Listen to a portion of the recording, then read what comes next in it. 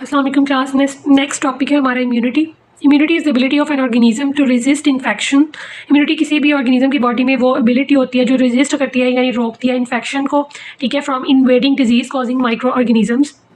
Disease causing जो micro organisms होते हैं उनके इन्वेड करने से यानी उनके हमलावर होने से, ठीक है, ये बॉडी की वो एबिलिटी होती है जो इन्फेक्शन से बॉडी को बचाती है, इन्फेक्शन होने से रोकती है या इन्फेक्शन के अगेंस्ट या पैथोजेंस के अगेंस्ट जो है वो लड़ती है। वंस हार्मफुल पैथोजेंस जब भी हाँ कोई भी हार्मफुल यानी डिजीज़ कॉजिंग बैक्टीरिया वायरस जब बॉडी में एंटर होते हैं तो वो तेज़ी से रिप्रोड्यूस करते हैं यानी वो तादाद में बढ़ते हैं और वो अपनी फूड लेते हैं बॉडी के सेल से, ठीक है। हमारे बॉडी सेल्स से फूड लेके पैथोजन जब नंबर में इंक्रीज़ हो जाते हैं तो हमारे सेल्स जो है वो ज़्यादा सेल्स डैमेज होना शुरू हो जाते हैं और ज़्यादा मिकदार में टॉक्सिन्स प्रोड्यूस होते हैं। इससे आहिस्ता आहिस्ता हम बीमार हो जाते हैं। इम्यून सिस्टम जो है वो एक लार्ज नेटवर्क है ऑर्गन्स का। इसमें वाइट ब्लड सेल्स भी आ जाते हैं, प्रोटीन्स भी आ जाती हैं जो एंटीबॉडीज़ बनाती हैं। एंटीबॉडीज़ का ही काम होता है पैथोजेंस के अगेंस्ट फाइट करना, ठीक है। इसके अलावा कुछ केमिकल्स भी होते हैं और ये सारा सिस्टम जो है ये सारी चीज़ें मिल के काम करती हैं। इस सिस्टम को हम बोलते हैं इम्यून सिस्टम और ये प्रोटेक्ट करता है हमें पैथोजेन से, यानी ये हमारी बॉडी को पैथोजेन से यानी बैक्टीरिया वायरस इन सब से बचाता है। अब इम्यूनिटी की दो टाइप्स होती हैं, दो तरह की इम्यूनिटी होती है। एक होती है इननेट इम्यूनिटी और नेचुरल इम्यूनिटी, एक्वायर्ड इम्यूनिटी और अडेप्टिव इम्यूनिटी। ये दो टाइप्स हैं इम्यूनिटी की। इननेट इम्यूनिटी क्या होती है पहले हम ये देख लेते हैं।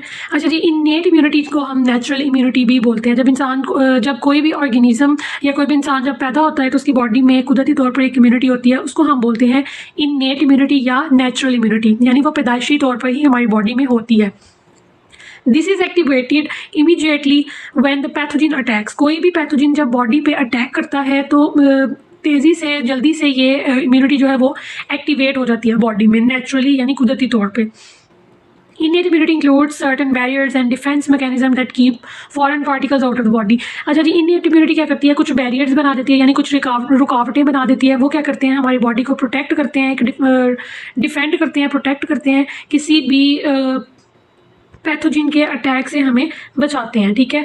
Innate immunity consist of external defence and internal defence. अच्छा जी, दो तरह का डिफेंस होते हैं इननेट इम्यूनिटी में भी। एक होता है एक्सटर्नल डिफेंस और एक होता है इंटरनल डिफेंस। एक्सटर्नल डिफेंस में क्या होता है जी, वो भी बॉडी को प्रोटेक्ट करता है जर्म से, ताकि जर्म्स जो है वो बॉडी में एंटर ना हो। उसमें आ जाती है हमारे पास स्किन, रेस्पिरेटरी और सर्कुलेटरी ट्रैक्ट। स्किन एक बैरियर बना देती है यानी एक रुकावट बना देती है जर्म्स के अगेंस्ट, ताकि जर्म्स जो है वो बॉडी में एंटर ना हो।